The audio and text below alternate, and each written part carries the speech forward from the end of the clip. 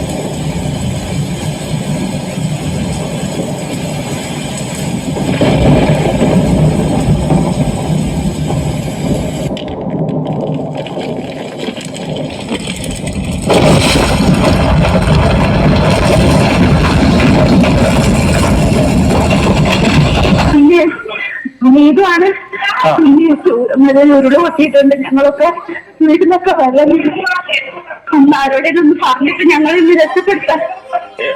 ചുരമല്ല എവിടെയാണ്? ചുരമ്പല സ്കൂളിന്റെ അവിടെ മേലേന്ന് മറിഞ്ഞു വീണ് പോന്നതാ. വീട്ടിലൊക്കെ വെള്ളമാണ്. ഒന്ന് ആരോടേലും ഒന്ന് നിങ്ങളൊന്ന് പറ. ശരി ശരി ശരി ശരി ശരി നീ ഒരു കാര്യം ചെയ്യ്, ഫോണിന്റെ ചാർജ് തീർന്നില്ല, അത്യാവശ്യം കോഴ്സ് മാത്രം എടുത്താൽ മതി. ഹലോ മോളെ, നിങ്ങള് സ്ഥിതി എന്താ? എവിടെയാ ഉള്ളത് നിങ്ങള്? വീട്ടിലുണ്ട്, വെള്ളമാണ്. എല്ലാരും കുറെ പേരൊക്കെ ഇവിടെ എത്തിച്ചു. ഇനി അറിയില്ല, പുറത്തിറങ്ങാൻ പറ്റാത്ത അവസ്ഥ. അല്ല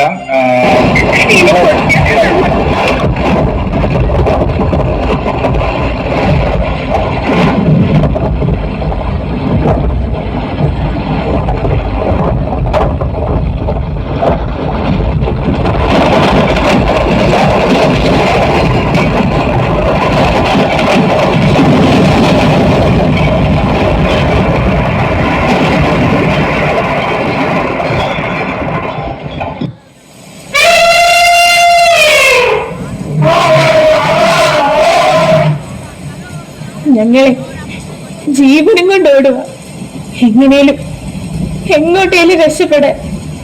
നിന്നെ കല്ലെറിഞ്ഞ് ഓടിച്ചതൊക്കെ നീ ക്ഷമിക്കണം. നീ ഞങ്ങളെ ഒന്നും ചെയ്യരുത്. ഇതിലും വലിയൊരു ദുരിതം ഞങ്ങൾക്ക് ഇനി വരാനില്ല.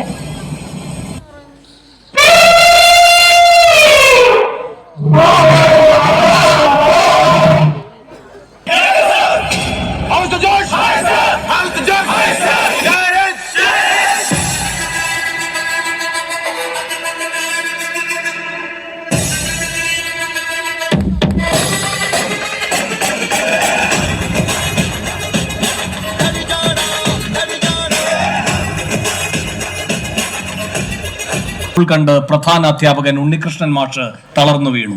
സഹ അധ്യാപകരെ കെട്ടിപ്പിടിച്ച് പൊട്ടിക്കരഞ്ഞ ഉണ്ണികൃഷ്ണൻ മാഷിന്റെ മുഖം ദുരന്തഭൂമിയിലെ നിസ്സഹായതയുടെ നേർസാക്ഷ്യമായി.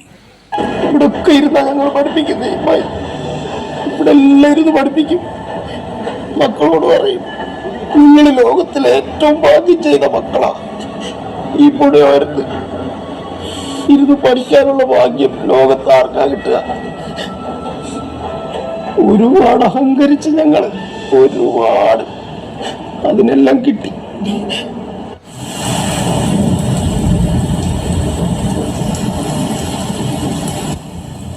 അച്ഛാ, എഴുന്നേക്ക്.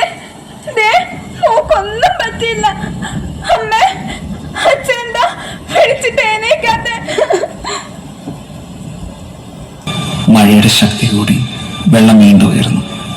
ഞങ്ങൾ ചുറ്റും നോക്കി രക്ഷിക്കാൻ ആരെയും കണ്ടില്ല. പോകെ പോകെ പ്രതീക്ഷ നഷ്ടപ്പെട്ടു. ഇനി ആരും വരില്ലെന്നുറപ്പിച്ച് സ്വയം തോൽവി സമ്മതിച്ച് കൈകൾ ചേർത്ത് പിടിച്ച് കണ്ണുകളിറക്കി ഞങ്ങൾ മരണത്തെ കാത്തുനിന്നു. പിന്നെ അവിടെ കേട്ട ആ ശബ്ദം ഞങ്ങളാരും ഒരിക്കലും മറക്കില്ല.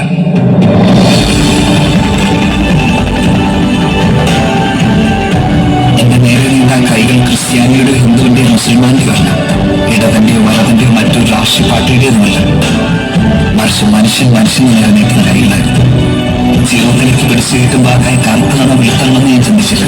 പക്ഷെ ആ കൈകൾക്ക് സ്വന്തം കുടുംബമെന്ന് തോന്നിപ്പിക്കുന്ന ഒരു ഉറപ്പുണ്ടായിരുന്നു. നന്ദി പറയാൻ ഇനിയുണ്ട്.